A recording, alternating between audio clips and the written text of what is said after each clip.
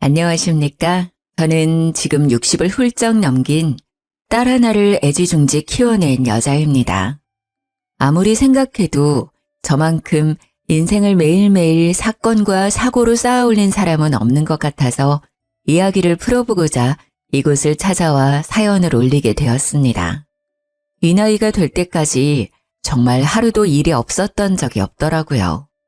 어찌 보면 기구한 운명이고 어찌 보면 빡빡한 인생이지만 여러분들께 제 이야기를 들려드리고 싶어서 찾아왔습니다.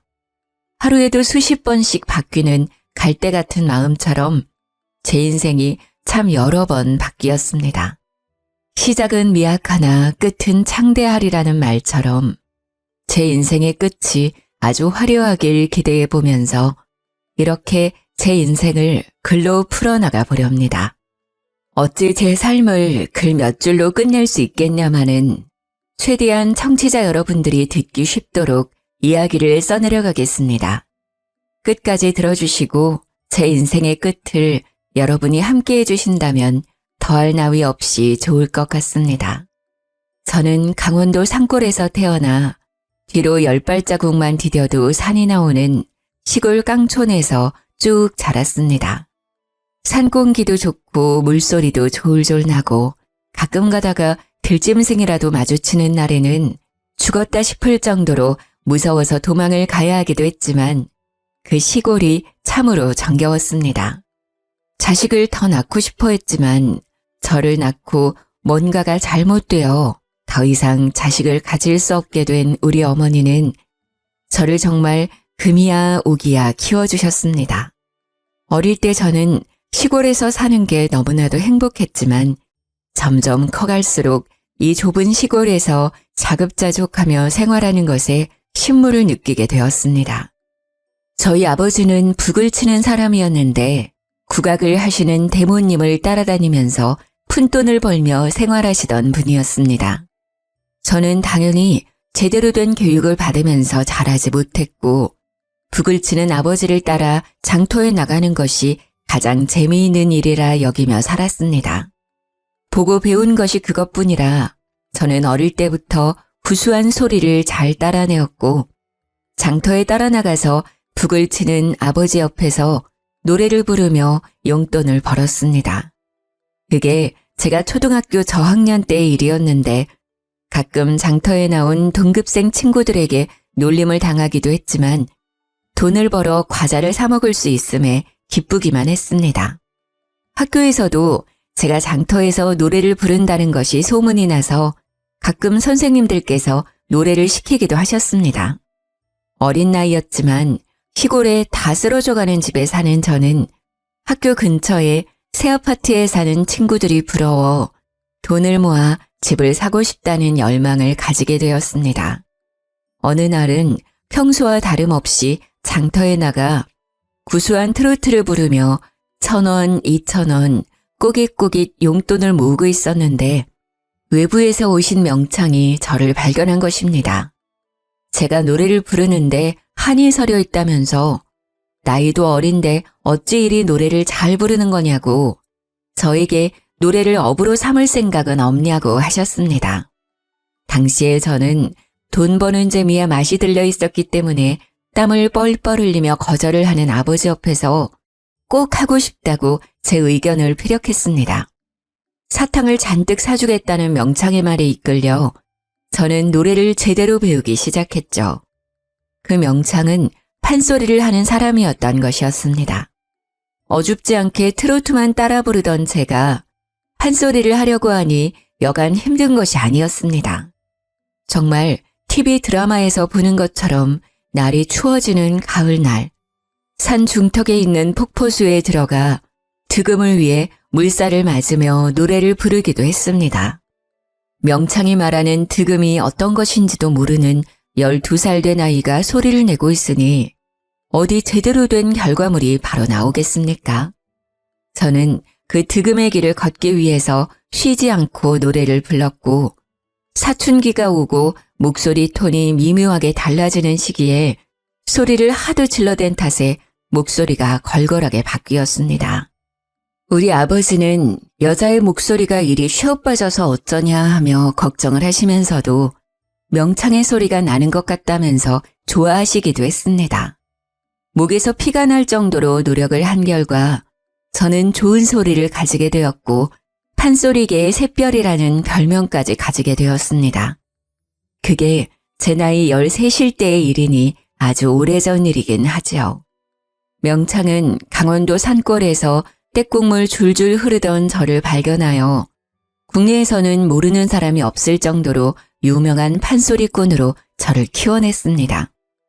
중학생이 되면서 각종 국내 대회를 휩쓸던 저는 우연한 기회에 국제대회에 출전을 하게 되었고 그곳에서 우리 고유의 소리인 판소리로 우승을 차지했습니다.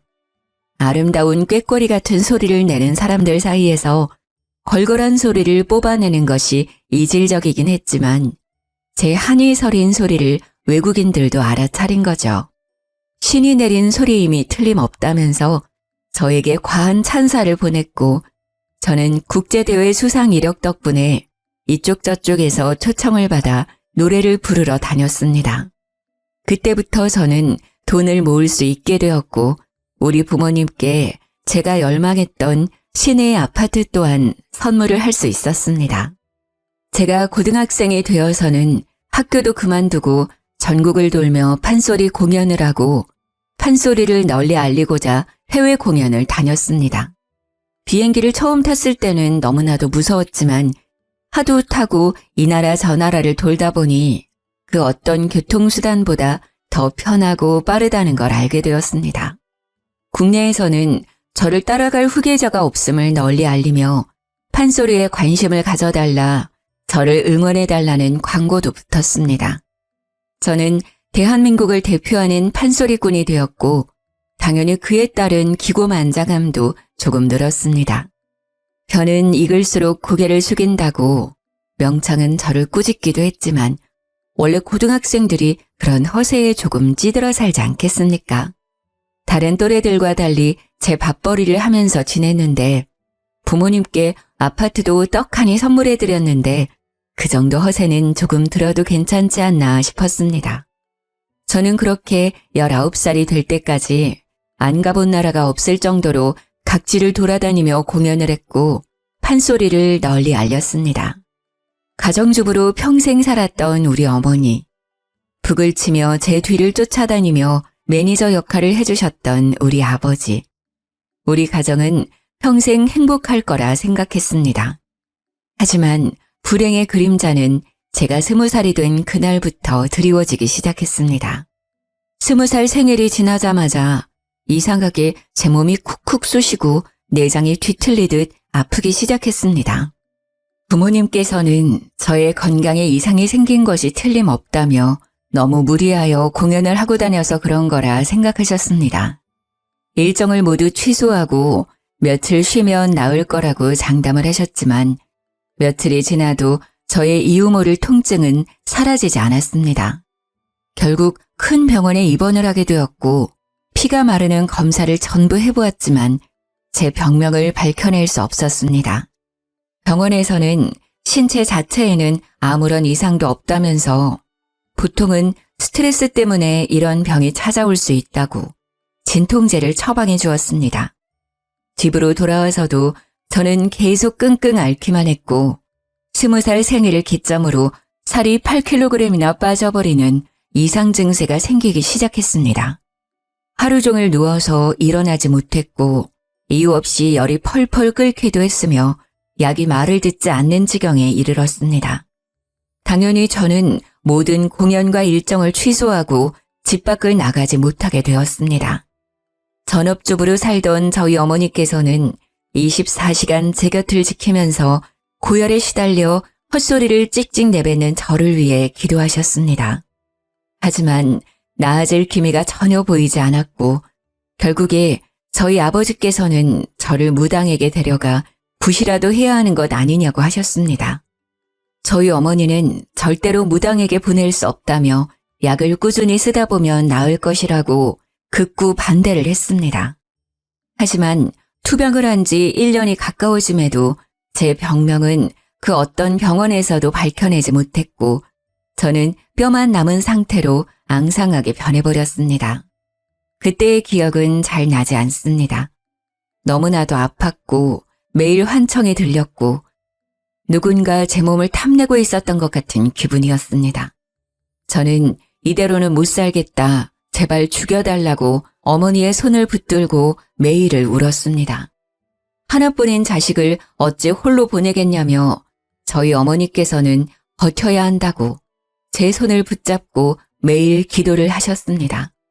그렇게 1년이 지나는 시간 동안 저는 산송장으로 변했고 결국 아버지의 손에 이끌려 무당을 찾아가게 되었습니다.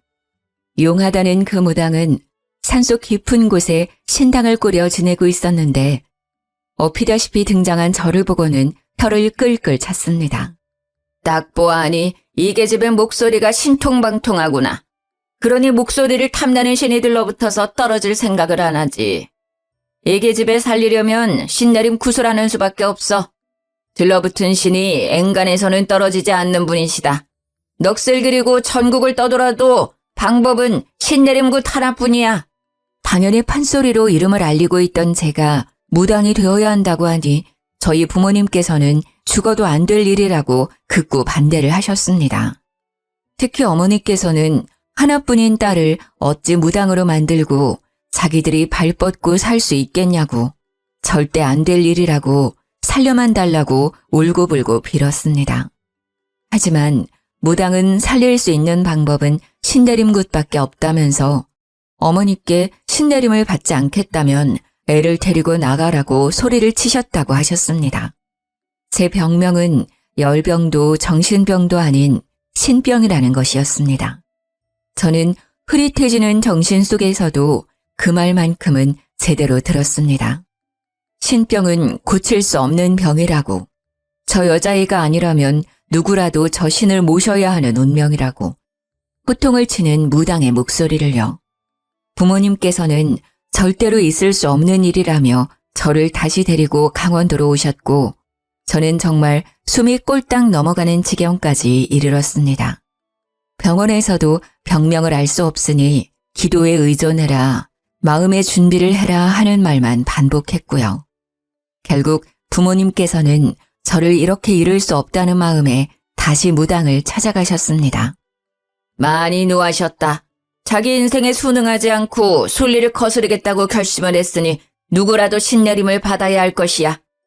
결국 저희 어머니께서 저 대신 신내림을 받겠다고 결심을 하셨고 신내림 굿을 통해 믿기 힘들겠지만 어머니는 무당이 되었습니다.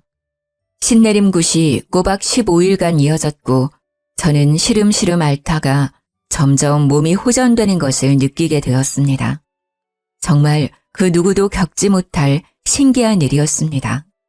15일 동안 열이 끓었다가 가라앉았다가 내장이 뒤틀렸다가 잠잠해졌다가 하더니 15일 뒤 저는 제 두 다리로 방을 걸어 나왔습니다.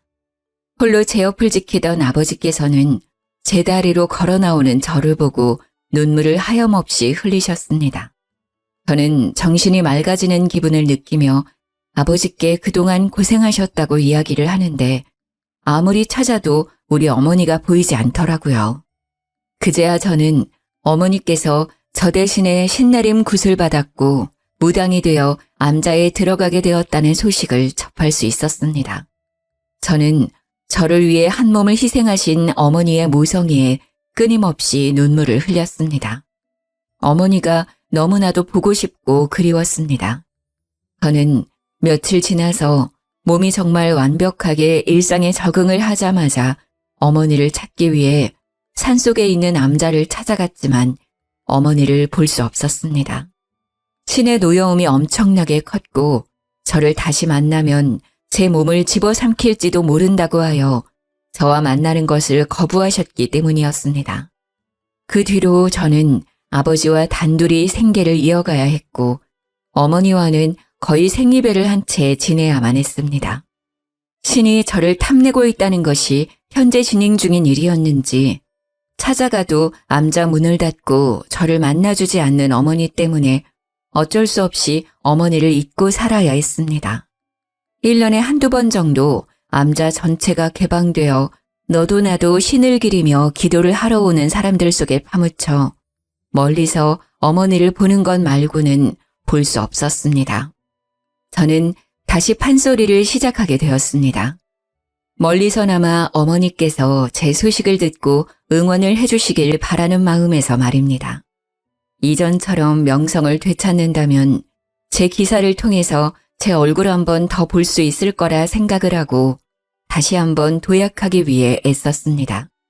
저는 명창이라는 수식어를 가지게 되었고 은퇴를 하신 선생님들의 뜻을 받들어 국내의 판소리를 전파하는 일에도 아낌없이 나서게 되었습니다. 그러던 어느 날 우연치 않게 공연을 하러 간 무대 뒤에서 한 남자를 만나게 되었습니다. 그 남자는 저와 달리 서양음악, 성악을 전공한 남자였는데 저에게 한이 서린 그 목소리가 너무나도 아름답다며 다가왔습니다.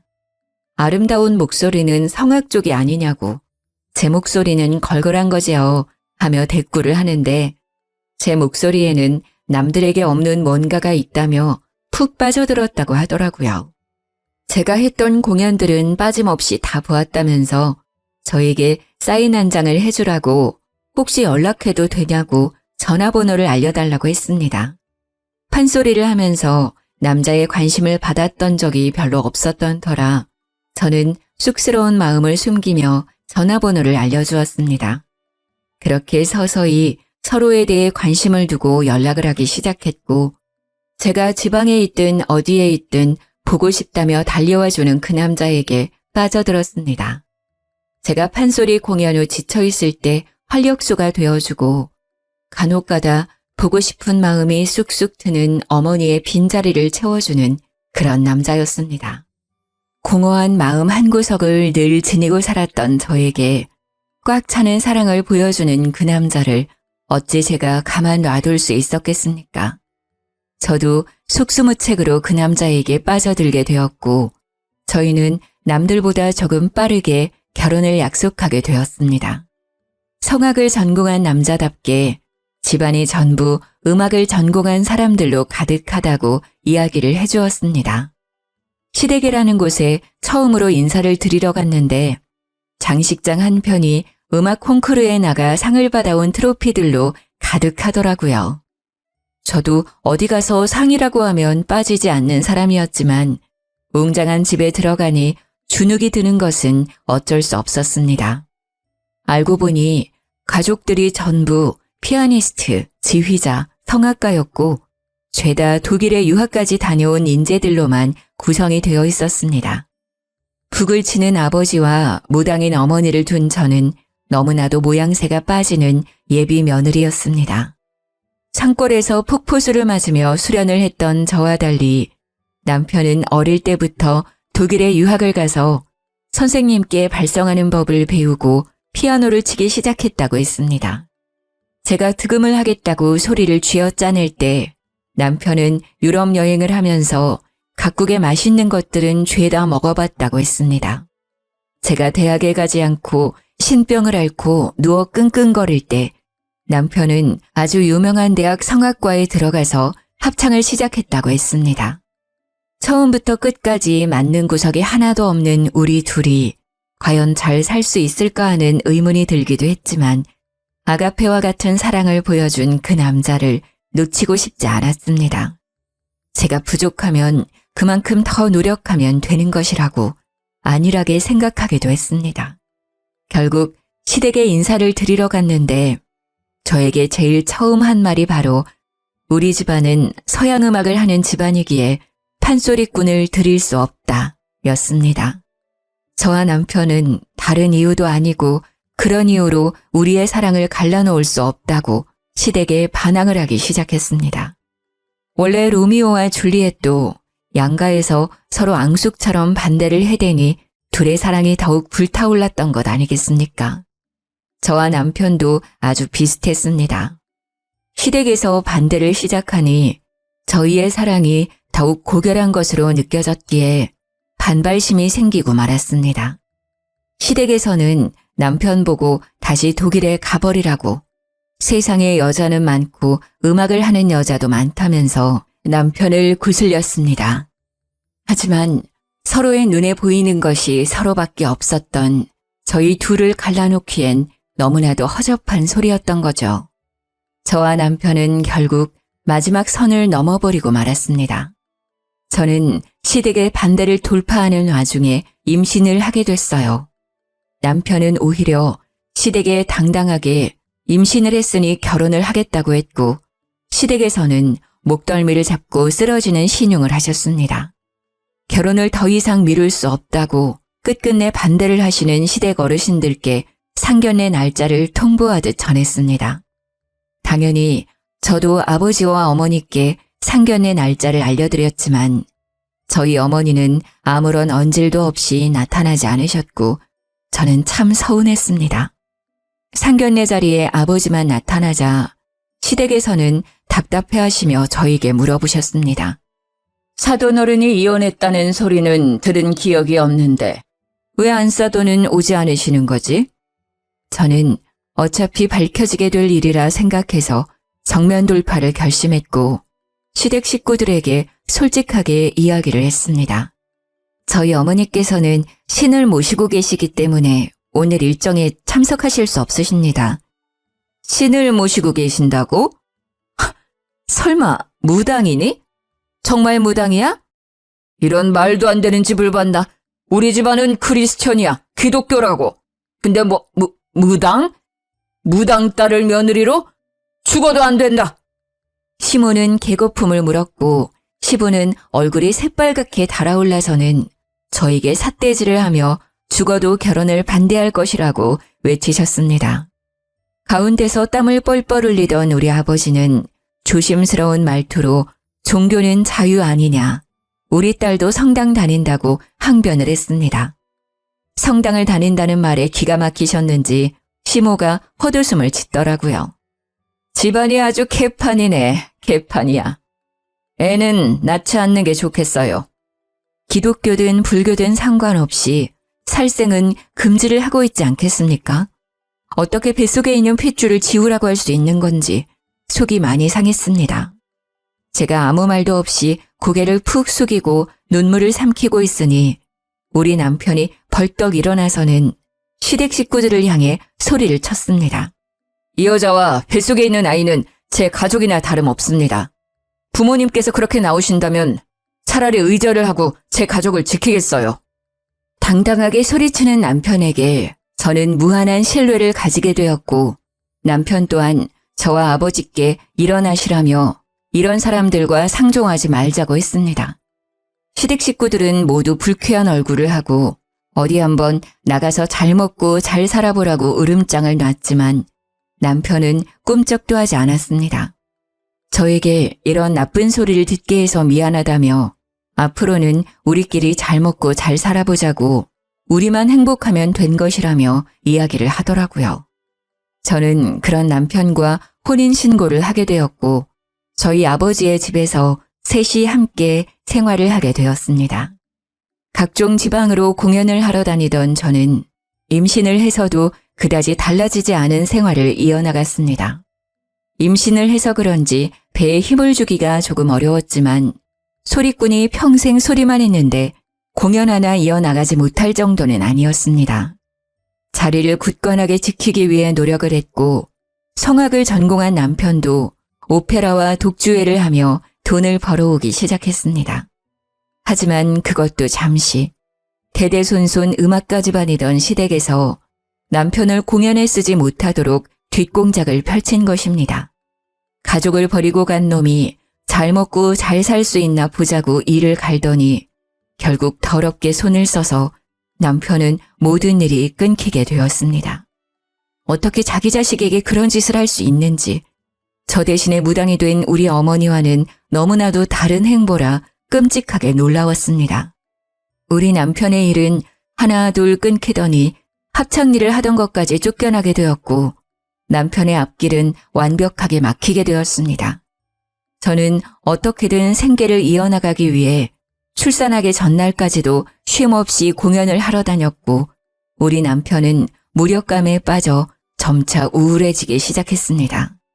거기다가 출산을 하고 난 이후에 저는 딱 3개월간 몸조리를 하고 바로 돈이 필요하다는 것을 깨닫고 공연을 다니기 시작했습니다. 다행히 판소리꾼이 그다지 많지 않은 현실에 저를 찾아주는 곳이 많았고 저는 복귀도 아주 화려하게 치를 수 있었습니다. 제 복귀 소식이 기사로도 뜨고 공연표도 불티나게 팔렸지만 남편은 저를 축하해주지도 않고 점점 우울해졌습니다. 아무래도 제가 승승장구를 하는 와중에도 아무것도 하지 못하고 집에서 아이만 봐야 하는 현실이 죽을 만큼 싫었던 게 아닐까 싶습니다. 제가 일을 하러 나가야 했기에 육아는 당연히 남편의 몫이 되었습니다. 육아를 도와줄 주위 어른이 하나 없었으니 부부가 해도 바쁘고 힘들다는 육아를 남편 혼자 하느라 얼마나 힘이 들었을까요? 남편은 집 밖으로 나가지도 못하고 하루 종일 아이를 업고 집안일을 해야 했으니 자존감도 많이 떨어졌을 거라 생각이 듭니다. 해외 유학파로 이름을 날리면서 네로라 하는 대학을 졸업하고 오페라며 합창이며 솔리스트며 이름을 날리던 우리 남편이 한순간에 경력 단절남이 되었으니까요. 거기다가 노래와 상관없는 육아일만 하루 종일 하니까요. 매일 우는 애만 달래고 애 분유주고 기저귀 갈고 씻기고 우울증이 찾아올 수밖에 없게 된 것이죠. 출산을 해보신 분들이라면 다들 아실 거예요. 너무나도 연약한 우리 아이가 아플까봐 다칠까봐 하루 종일 애만 살피고 있는 자신에게 빠지는 무기력감, 우울감. 남편은 결국 공연을 끝내고 돌아온 저에게 이렇게는 못 살겠다, 숨도 못 쉬겠다, 힘들다 하면서 울고불고 난리를 쳤습니다. 남편의 우는 모습에 놀란 저와 아버지는 남편을 데리고 병원을 찾게 되었고 병원에서는 육아 우울증이 온 것 같다고 했습니다. 하지만 제가 가장인데 일을 쉴 수도 없는 입장이고 저와 아버지는 계속해서 공연을 하기 위해 집을 비우게 되었습니다. 그런 생활이 이어지자 남편은 결국 시댁에 전화를 걸어서 우울해 죽고 싶다고 제발 살려달라고 빌었다고 하더라고요. 그런 기회를 놓치지 않은 시댁은 남편을 살살 구슬려서 잠시 해외에 나가서 바람이라도 쐬고 오는 게 어떠냐고 제안을 했다더군요. 남편은 저에게 웬일로 밝게 웃으면서 시댁과 연락이 닿았는데 자기한테 나를 세우지도 않고 우리 아이 안부도 물어봤다며 좋아했습니다. 우울해 죽겠다고 하니 돈을 주겠다고 해외여행을 좀 다녀오라고 했다고 가도 괜찮겠냐고 물어보더라고요. 남편의 웃는 얼굴을 정말 오랜만에 봤고 연을 끊겠다던 시댁에서도 먼저 손을 내밀어 주신 게 감사해서 남편에게 다녀오라고 얘기를 했습니다. 남편은 갓난아이를 데리고 독일에 가겠다고 했고 저는 아이를 두고 가라는 것으로 약간의 실랑이가 벌어졌습니다. 남편은 독일에 가서 베이비시터를 두면 된다고 했고 자기가 당장 일이 없으니 함께할 시간이 충분하다고 우겼습니다. 하지만 저는 해외에 나가서 애가 아프기라도 하면 곤란하지 않겠냐. 차라리 내가 공연을 다닐 때 24시간 상주 도우미와 함께 다니겠다고 했습니다. 남편은 저에게 그동안 공연을 한다고 집안을 돌보지도 않던 사람이 어찌 애를 보겠냐며 박박 우겨서 저는 결국 남편이 하고 싶다는 대로 해주게 되었습니다. 아이가 돌이 지날 때까지 제대로 아이를 돌본 적이 없는 건 사실이었으니까요. 아무튼 남편이 해외로 나간 지 한 달이 지나고 2달이 지났는데도 남편은 한국에 돌아올 생각을 하지 않았습니다. 처음에는 이왕 나간 거 제대로 즐기다 와라 했는데 2달이 넘어가면서부터 슬슬 마음 한구석이 불안해지기 시작했습니다. 그 즈음쯤 아버지께서 북을 하도 오랜 시간 두들긴 탓에 손목도 어깨도 손 쓸 수 없을 만큼 약해져서 통증 때문에 북을 제대로 치지 못하게 되었습니다. 저에게 다른 사람을 알아보는 게 좋겠다고 하셨고 저는 몇 개월을 더 북 치는 사람을 알아보며 공연을 돌았습니다. 남편이 독일에 간 지 6개월이 되었을 무렵 저는 남편에게 한국으로 돌아오라고 화를 냈지만 남편은 제 말을 듣지 않았습니다. 알고 보니 시부모가 해외에 있는 남편에게 모든 걸 다 제공하면서 해외에 눌어붙기를 강요하고 있었던 것이었습니다. 생활비를 전부 보태주고 집도 얻어주고 아이와 함께 생활할 수 있는 모든 편의를 시댁에서 봐주고 있었던 것이죠. 그러니 남편에게는 한국에서 얻을 수 없었던 안정과 여유가 생겼고 한국으로 돌아오고 싶지 않았던 것입니다. 게다가 독일에 있는 합창단까지 들어가서 공연을 시작했더라고요. 시댁에서는 남편이 일을 할 수 있도록 계속해서 뒤에서 일거리를 물어다 주었습니다. 저 같아도 그런 생활을 할 수 있다면 한국에 들어오지 않고 싶겠더라고요. 아버지는 북을 더 이상 칠 수 없게 되어 어머니가 계신 암자 근처에서 생활을 하고 싶다고 하셨습니다. 남편은 저에게 아이가 보고 싶지도 않냐며 독일에 들어오기를 바랐고 저는 결국 한국에서의 생활을 정리하고 독일로 떠나기로 결심을 했습니다. 물론 제 공연을 담당해주던 매니지먼트나 명창들이 저를 말리면서 다시 생각해보라고 몇 번이나 끈질기게 회유를 했지만 저는 가족을 버릴 수 없었습니다. 남편이 본인 가족을 버리고 저에게 왔듯이 저도 제 가족을 위해 떠나야 할 시기라고 생각을 했습니다. 게다가 제가 해외에서 판소리 공연을 다녔던 적도 있으니 무대를 해외로 옮기면 된다는 안일한 생각을 하고 떠나게 되었습니다. 제가 독일에 가니 살도 오르고 부쩍 밝아진 남편이 저를 맞이해 주더라고요. 다른 것보다 남편의 좋아진 얼굴을 보니까 독일에 오길 잘했다는 생각이 들어서 가정에 충실해야겠다는 생각을 하게 되었습니다. 저는 한국에 있는 매니지먼트의 도움을 받아서 해외에서도 판소리 공연을 할 수 있는 자리를 알아보기 시작했습니다. 하지만 생각보다 해외에서 초청 공연의 기회 말고는 제 판소리 공연을 할 만큼의 기회가 주어지지 않았고 저는 점점 일이 끊기게 되었습니다.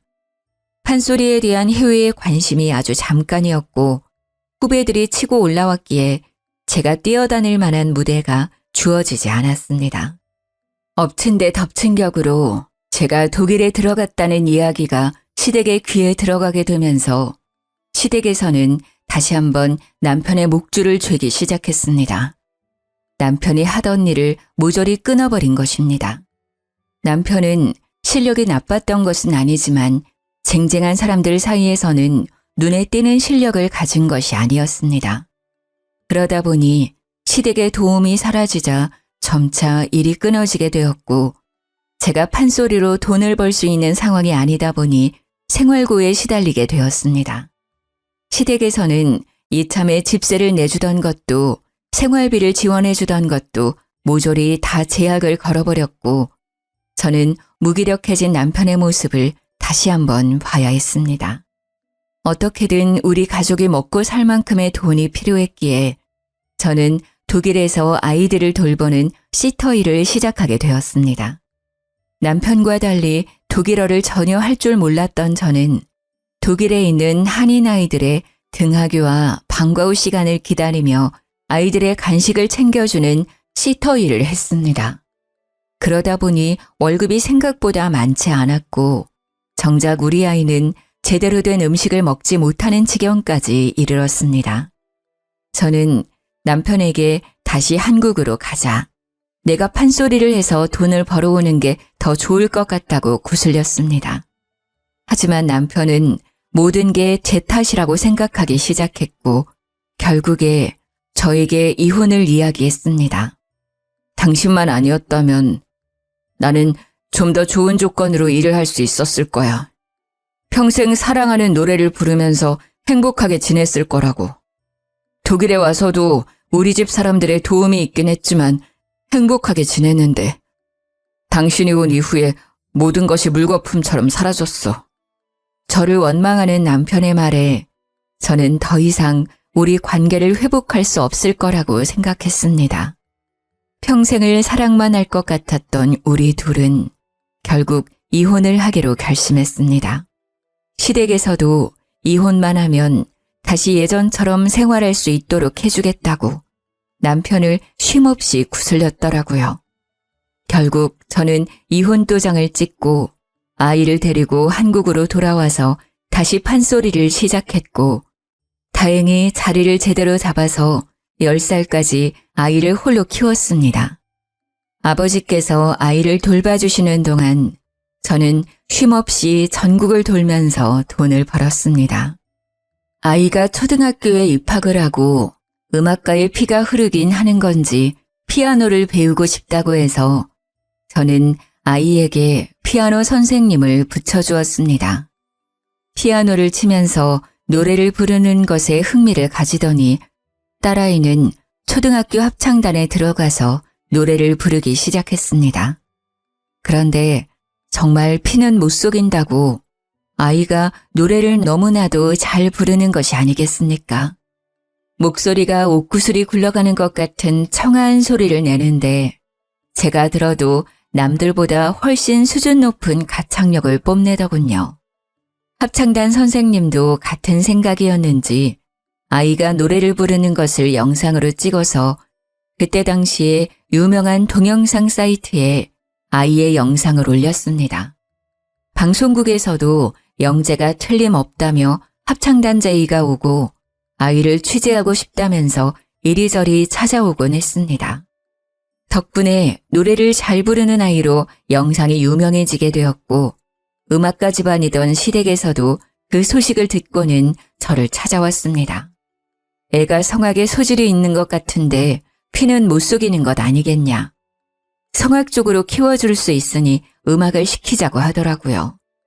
저는 시댁에서 찾아왔다는 것 자체가 불쾌했지만 시댁에서는 꾸준히 저에게 연락을 해오며 남편이 지금 독일에 있으니 아이를 유학 보내자고 했습니다. 독일에 가서 기초만 제대로 잡아도 조수미에 버금가는 성악가가 될 것이라고 절대적으로 서포트를 해주겠다고 말을 했습니다. 저는 아이의 미래를 위해선 나쁘지 않은 제안이라는 생각이 들었습니다. 딸아이가 노래에 욕심을 보이기도 했으며 소리 자체가 성악을 했을 때 두각이 드러나는 소리였기에 독일로 보내기로 결심을 했습니다. 남편이 워낙 딸아이의 육아에 철저했던 사람이었으니 믿고 보내기로 한 것입니다. 그런데 시댁에서 그런 말을 하더라고요. 해외로 나가려면 양육자가 누구인지 그런 게 중요한 거 알고 있어? 남편이 양육자로 지정되어 있지 않으면 법적으로 제한이 생길 수 있어. 그러니까 아이를 위한 길이라고 생각하고 양육자를 우리 아들로 바꿔주었으면 해. 저는 내키지 않았지만 독일에 간다고 신이 나 있는 딸을 위해 눈물을 머금고 양육자를 남편으로 변경을 해주었지만 모든 것이 시댁의 계략이었습니다. 독일에 간 딸은 처음에 저와 연락을 자주 했지만 점점 연락하는 횟수가 줄어들기 시작했습니다. 한동안 연락 없는 딸이 걱정되어 전화를 걸어보니 없는 번호라고 나오는 것이 아니겠습니까? 저는 놀라서 딸의 집 주소로 편지를 보냈지만 그 집에 이미 딸이 살고 있지 않다면서 편지가 반송되어 돌아왔습니다. 저는 시댁에 연락을 하고 찾아도 가보고 딸의 행방을 알려달라, 번호 아니면 편지라도 쓸 수 있게 주소를 알려달라고 했지만 그들은 저를 완벽하게 무시했습니다. 저는 결국 딸과 연락을 할 수 있는 방법을 찾지 못했고 그대로 딸을 잃어버린 어미가 되었습니다. 결국 매니지먼트사를 통해서 뒤에서 몰래 남편의 행방을 찾으러 다녔습니다. 남편이 성악을 계속하고 있었기 때문에 소식은 어렵지 않게 들려왔습니다. 남편은 독일에서 만난 유학생과 재혼을 했고 재혼을 한 여자가 불임 판정을 받게 되어 자식을 가질 수 없다는 걸 알고 저희 딸을 데리고 간 것이었습니다. 그 모든 사실을 알게 된 이후에 정말 인생이 허탈하더군요. 우리 딸을 당당하게 호적에 올려놓고 자기 자식인 것 마냥 데리고 다니면서 함께 노래를 부르고 있다는 게 아니겠습니까? 그 뒤로 저는 제3자에게 간간히 들려오는 소식 말고는 딸의 얼굴조차 볼 수 없게 되었습니다. 어떻게 컸는지도 알 수가 없고 정말 막막함에 딸의 소식이 들려오기만 기다리고 있었습니다. 그러다 해외 뉴스에 나온 딸을 보게 되었는데 우리 딸이 무슨 콩쿠르에 나가서 상을 받았고 18살 나이로 오페라 무대에 서게 되었다는 소식이었습니다. 노래를 그렇게 잘하더니 성공하는구나 싶어서 뿌듯한 마음이 들면서도 혹시라도 저를 잊었을까봐 가슴을 졸이게 되었습니다. 저는 결국 딸의 매니지먼트라도 알고 싶어서 찾기 시작했으나 우리 딸이 따로 계약한 소속사 없이 혼자 개인 활동을 하고 있다는 것을 알게 되고 좌절하게 되었습니다. 독일로 날아가서 딸을 찾고 싶었지만 어느 지역에서 뭘 하는지 알 수가 없으니 찾아갈 수가 없었습니다. 그래도 뉴스로나마 딸의 소식을 받을 수 있어서 기뻤지만 그마저도 19살이 된 이후에 소식이 끊어지게 되었습니다. 그 어떤 공연도 콩쿠르도 나오지 않고 소식이 끊어져 버린 딸을 찾고 싶어서 난리를 쳤지만 결국 찾을 수가 없었죠. 저는 포기한 채로 5년이라는 시간을 더 보내게 되었습니다. 그러던 어느 날 우리 어머니의 신딸께서 연락이 왔고 30년 만에 어머니께서 먼저 보자고 저에게 연락을 하셨습니다. 저는 제 나이 50이 넘어서야 어머니의 연락을 받고 신이 나서 한달음에 어머니가 계신 암자로 찾아가게 되었습니다. 암자 입구에 들어서니 신딸이 저를 딱 막는데 불러놓고 왜 막느냐며 항의를 했더니 어머니께서 곧 나오실 테니 기다리라는 말만 반복을 하더라고요. 1시간을 꼬박 기다려서 어머니를 만나게 되었는데 저에게 그러시더군요. 저기 네 딸이 누워있다. 가서 봐라. 저는 이게 무슨 소리인가 싶어서 어머니가 가리키는 방으로 들어가니 정말 그대로 자란 제 딸 수연이가 바닥에 누워있는 게 아니겠습니까? 그런데 딱 보기에도 상태가 너무나도 좋지 않았고 애가 사람도 못 알아보고 시름시름 앓고 있는데 열이 펄펄 끓고 있었습니다. 네 딸 꼴을 보아하니 30년 전 기억이 떠오르지 않니? 네 딸이 신병이 찾아온 것 같다. 너처럼 신을 받지 않으면 죽을 수도 있을 것 같은데 너는 어쩌겠니? 너도 나처럼 대신 신을 받을래? 제가 대신 신내림을 받으면 우리 수연이는 살 수 있는 건가요? 너를 봐라. 똑같은 거지. 대신 나처럼 실력이 떨어지기 전까지는 만나기 힘들 거야. 곱게만 커야 할 우리 딸에게 그런 병이 생겼다는데 제가 뭘 가리겠습니까? 당연히 신내림을 받아야겠다고 생각했습니다. 수연이가 잠시 정신을 차렸을 때 이야기를 들어보니 독일에서 승승장구하다가 갑자기 신병이 찾아와 사경을 헤매게 되었고 시댁 식구들이 여기에 버려두고 가버렸다고 했습니다. 남편 새끼에 대한 조금의 정까지 전부 털려버렸습니다. 저는 딸과 대화를 통해 그간 쌓인 오해를 풀었고 신내림을 대신 받기로 결심을 했습니다.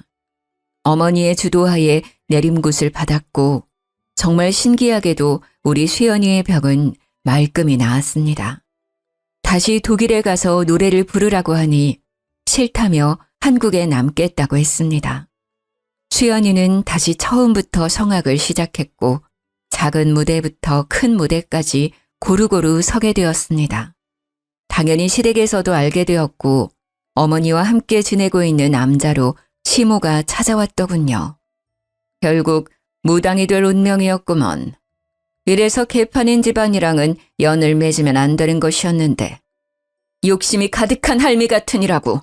화를 크게 입을지도 모르니 할미 차 조심해. 제가 무당이 되어서 그런 건지 시모의 얼굴을 보는데 스쳐 지나가는 그림이 막 보이더라고요. 저도 모르게 시모에게 말을 뱉으니 시모가 놀라서 도망을 쳤는데 그날 차를 타고 집에 가는 도중에 고라니를 쳐서 차 사고가 났다는 게 아니겠습니까? 경미한 사고긴 했지만 제 말이 마음에 걸렸는지 찾아오지 않더라고요.